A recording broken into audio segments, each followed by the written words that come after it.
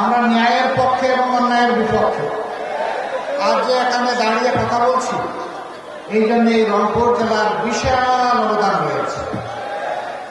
আপনাদেরই গর্বের সন্তান এই পার্শ্ববর্তী উপজেলা পীরগঞ্জ শহীদ আবু সাহেব, তাকে গুলি করা হয়েছে, তার প্রত্যেক ফোঁটা রক্ত কথা বলেছে। এমন একটা গর্বের সন্তান আল্লাহ এই এলাকার মানুষের ঘরে জন্ম দিয়েছিলেন। আপনারা গর্বিত, আপনারা গোটা জাতির সামনে আপনারা বীরের জাতি। আলহামদুলিল্লাহ, সেই জব করে দিয়েছিল এই আন্দোলন। তার হাত ধরে কম বেশি 2000 আমাদের সন্তানেরা জীবন দিয়েছে। আল্লাহ তাআলা তাদেরকে শহীদ হিসেবে কবুল করুন। তাদের পরিবারগুলোকে আল্লাহ তাআলা উত্তম ধৈর্য ধারণের তৌফিক দান করুন। তাদের পথ ধরে শহীদ হওয়ার জন্য রাস্তায় নেমে এসেছিল লক্ষ লক্ষ যুবক যুবতী, আপামর জনগণ, শ্রমিক, কৃষক, মেহনতি মানুষ, দোকানদার দোকান বন্ধ করে রাস্তায় লড়াইয়ে নেমে গিয়েছিল। 10 মাসের সন্তান তুলে নিয়ে মা চলে এসেছিলেন।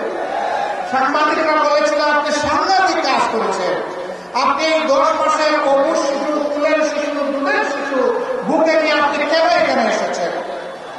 তিনি বলেছেন, শিশু আমার একটি নয়, লক্ষ লক্ষ যুবকের রাস্তা আপনাকে সবগুলো আমার সন্তান।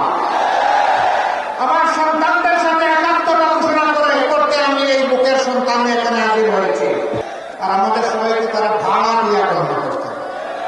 তাদের হম্বি তম্বি, জুলুম, অত্যাচার, খুন, গুম, ধর্ষণ, লুণ্ঠন সব কিছু সীমা ছাড়িয়ে গিয়েছিল।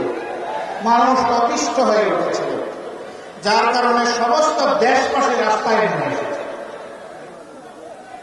এই দিশাহারা সরকার সবচেয়ে বেশি জুলুম করেছে বাংলাদেশের জামাত ইসলামী।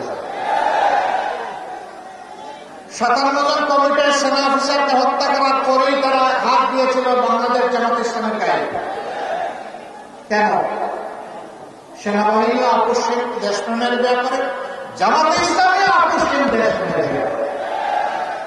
দেশের স্বার্থ সামনে রেখে জামাত তার লাল চককে টক্কর করে এবং করবে।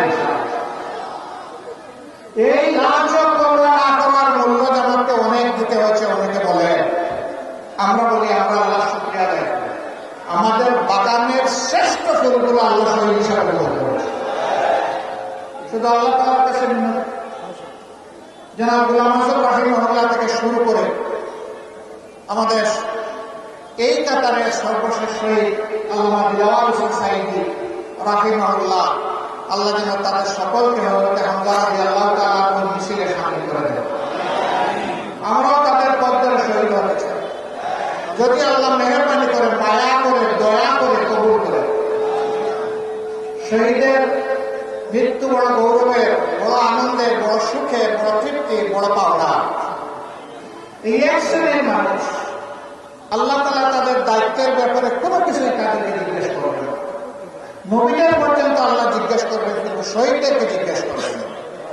শুধুমাত্র তাদের যদি কোনো ব্যক্তির দেনা থাকে, তারা যদি ঋণগ্রস্ত হয়, সেই বিষয় ছাড়া আর কোনো কিছু আল্লাহ জিজ্ঞেস করবেন না।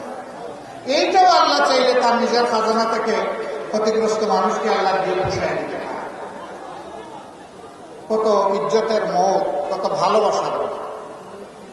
আলহামদুলিল্লাহ, আমাদের এই 11-12 জন সিনিয়র সাথীর পথ ধরে নারী পুরুষ নির্বিশেষে শত শত ভাই বোনকে তারা ফোন করে ফেলেছে। আল্লাহর দরবারে দোয়া করে তাদেরকে আল্লাহ শহীদ হিসেবে দেবে। আমাদের পরেই তারা হাত দিয়েছে আরেকটা দেশপ্রেমিক মানব গোষ্ঠীর পর, আলিম উলামার একটা শাখা, হেফাজতে ইসলামী।